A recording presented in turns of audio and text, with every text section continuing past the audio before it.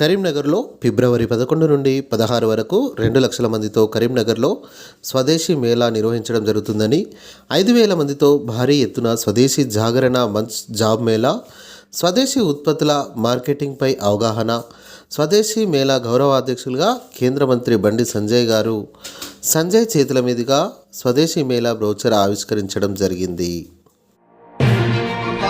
స్వదేశీ మేళా కార్యక్రమాన్ని మనం నిర్విఘ్నంగా దిగ్విజయంగా జరుపుకోవడానికి మనం అన్ని రకాలైనటువంటి ఆలోచన ముందుకెళ్తున్నాము.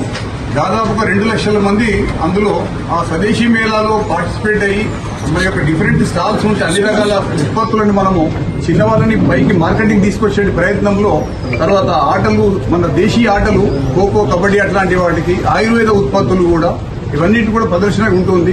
కల్చరల్ ఈవెంట్స్ ఉంటాయి.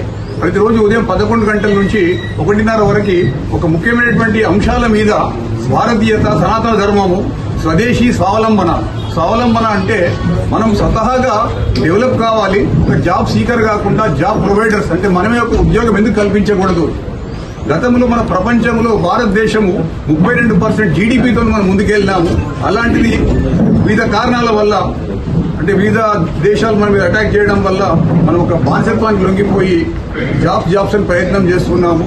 జాబ్స్ అని కాకుండా మనం స్వతహాగా ఎందుకు పైకి రాలేము, ఎందుకు వ్యాపార అభివృద్ధి చేసుకోలేము, స్వతహాగా వృత్తి ఎందుకు చేసుకోలేము. చాలా విషయాల్లో, చాలా వాటిల్లో చాలా ఖాళీలు ఉన్నాయి. అవి అందరూ కూడా మనం ఆలోచించి జాబ్ ప్రొవైడర్స్ గా మేము ముందుకు రావాలనేటువంటి ఆలోచన ముందుకెళ్తున్నాం. ప్లాస్టిక్ ఫ్రీ జోన్ అంటే అంబేద్కర్ స్టేడియం ని ఆ పర్టికులర్ సమయంలో ఆ 6 రోజులు కూడా ప్లాస్టిక్ ఫ్రీ జోన్ కింద ప్రయత్నం చేస్తున్నాము.